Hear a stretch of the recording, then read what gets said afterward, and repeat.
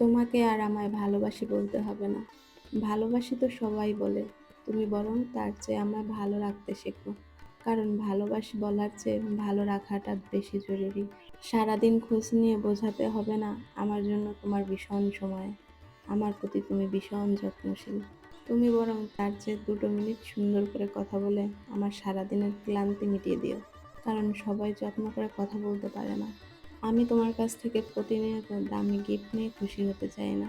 আমি বরং তোমার কাছে ঋণী হতে চাই মানসিক সুখের। তুমি শুধু সেই মানসিক সুখটুকু না হয় আমাকে উপহার দিও। কারণ সবাই সম্পর্কের মূল্যায়ন করে দামি দামি পণ্যে আর শারীরিক চাহিদায়। এসবের আড়ালে থাকা মানসিক সুখের অভাব কয়জনই বা বোঝে। আমি আছি, সবসময় থাকবো। মুখরোচক শব্দে আমায় আশ্বস্ত করার সস্তা কৌশল অবলম্বন করতে হবে না। তুমি বরং আমায় আয়ত্ত করে নিও তোমার মাঝে। কারণ মানুষের মুখের কথা সবসময় মনের কথা হয় না। পারবে তো? পারলে বরং ভালোবাসো। মিথ্যে ভালোবাসায় জড়িয়ে অযথা কলঙ্ক রটিও না। নমস্কার বন্ধুরা, আমি বিনা। আমার ছোট একটা মিনি ব্লগে সবাইকে অনেক অনেক স্বাগতম।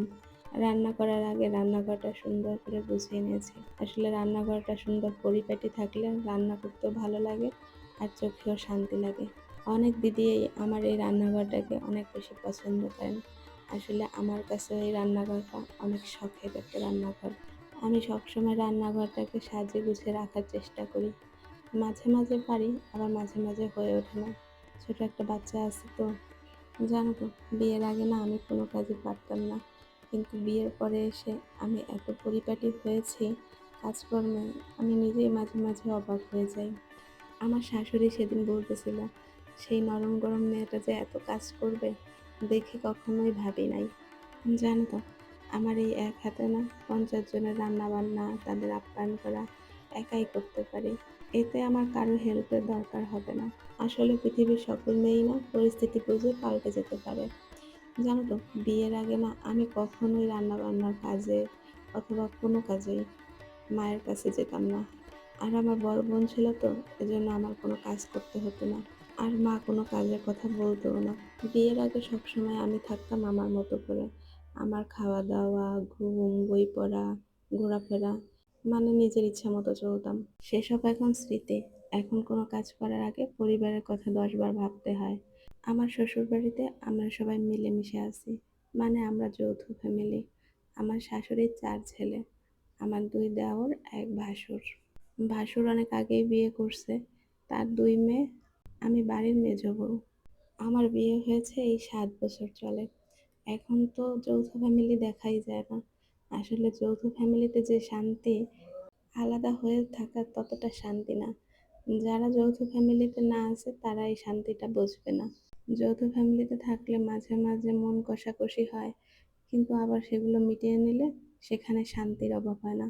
সে যাই হোক, আজকে তোমাদের সাথে অনেক গল্প করলাম। এখন একটু ভিডিওতে আসি।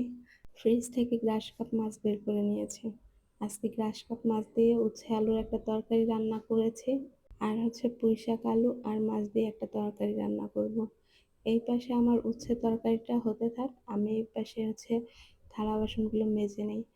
আসলে রান্না করার মাঝে কিছু কাজ করে নিলে আমি একটু রান্নাঘর থেকে তাড়াতাড়ি বের হতে পারবো। আর আমার ছোট বাবুকে একটু সময় দিতে পারবো। বাচ্চাকে অপেক্ষা করিয়ে কাজ করা যে কত কষ্টের, যারা বাচ্চা বাসায় একা সামলায় তারাই বুঝতে পারবে। আমার শাশুড়ি থাকা সত্ত্বেও আমার বাসায় একাই বাচ্চাকে সামলানো লাগে। কেননা শাশুড়ি শহরের বাসায় থাকতে পারে না। আর আমার জায়ের তো 2টা মেয়ে, তারপর গরু আছে, দেওর আছে। তো সব কাজ তো সে একা করতে পারবে না। এজন্য শাশুড়ির টুকটাক হেল্প করা লাগে। এজন্য সে আর বাসায় আসতে পারে না। আমার এই পাশে উচ্ছে তরকারিটা হয়ে গেছে। এখন আমি পুঁই শাকটা রান্না করে নেব। জানো তো, শাকের মধ্যে না আমার এই পুঁই শাকটাই সবচেয়ে বেশি ভালো লাগে। আমার হাজব্যান্ডও পুঁই শাকটা বেশ ভালো খায়। আর পুঁই শাকের ভিতরে একটু আলু দিলে আমার কাছে বেশি টেস্ট লাগে। আমি শাকে অল্প পরিমাণ জল দিয়ে ঢেকে দিয়েছি। এই পাশে হচ্ছে বাবুর জন্য একটা ডিম সিদ্ধ করেছি। এখন বাবুকে ডিমটা খাইয়ে দিতে হবে। ও ল্যাপটপ দেখতেছিল আর ওকে ডিম খাইয়ে দিলাম। তারপর শাকের ভিতর মাছটা দিয়ে একটু নেড়ে চেড়ে ঝোলটা যখন শুকিয়ে আসবে তখন আমি শাকটা নামিয়ে নেব। আজকে দুপুরে এই তো আমাদের খাবার ছিল। আজকের ভিডিওটা এই পর্যন্তই। আর আমার ভিডিও যদি ভালো লাগে সাবস্ক্রাইব করে পাশে থেকো।